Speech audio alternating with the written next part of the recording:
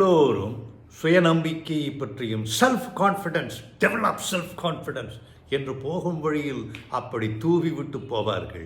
ஆனால் அந்த self confidence என்றால் என்ன, அதை எப்படி வளர்ப்பது, அதை வளர்ப்பதனால் நமக்கு என்ன பயன், நாம் ஏன் அதை செய்ய வேண்டும் என்ற கேள்விகள் உங்களிடம் மோதிக்கொண்டிருக்கும்.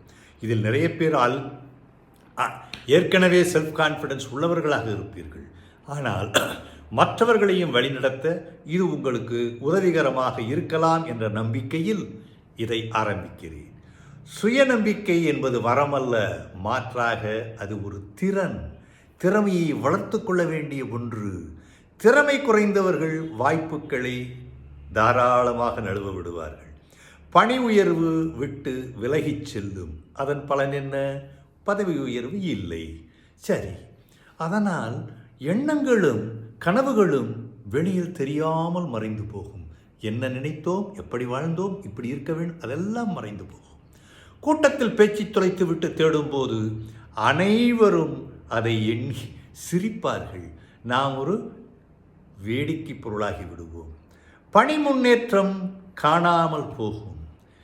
எண்ணி பாருங்கள், உங்கள் வாய்ப்பு கை நழுவி விட்டால் அதனுடைய விலை என்னவென்று தெரியுமா? ஒரு முறை எத்தனை வருடங்களுக்கு அது இருக்கும்? நினைத்து பாருங்கள். தேக்க நிலையை சுய வளர்ச்சி அடைந்துவிடும். அதனால் முன்னேற்றம் இருக்காது. சுய வளர்ச்சி நேராக தொங்கிக் கொண்டிருக்கும். சொல்லாத கதைகளும் எண்ணாத எண்ணங்களும் இப்படியும் அப்படியும் தழும்பி கண்ணில் நீர் வர வைக்கும்.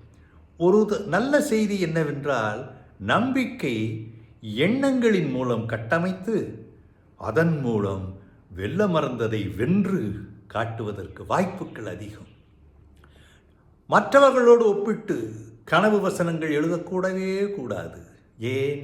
அது நமக்கு வராதே. நண்பர்களிடம் கௌரவம் பார்க்காமல் தெரிந்து கொள்ள வேண்டும். அவனுக்கு அது தெரியாது. அது நம் பிரச்சனை அல்ல. நான் அறிந்து கொள்ள வேண்டும் அல்லவா? தவறுகளை மறந்து மன்னித்து புதிய கற்றல் தொடர வேண்டும். தன் பற்றிய எதிர்மறை பேச்சுக்கள் இருந்தால் அவைகளை அப்படியே மறந்துவிட வேண்டும். சுயபலமும் வெற்றியும் நினைவில் நிலைநிறுத்த வேண்டும். தவறுகளை மறந்து மன்னித்து புதிய கற்றல் தொடர்ந்தால் நன்மை நமக்குத்தான். சின்ன சின்ன அடிகள் மூலம் நீண்ட தொலைவு நடக்கலாம். நம்பிக்கை குறைவால் ஏற்பட்ட பயத்தை வெல்வதற்கு சரியான பயிற்சிகளை சின்ன சின்ன அடிகளாக எடுத்து வைத்தால் வெல்லலாம். தெரிந்த அந்த ஒரு பயிற்சிகளை நீங்கள் முறையாக பயன்படுத்தி கொள்ள வேண்டும். அப்பொழுதுதான் வெல்ல முடியும்.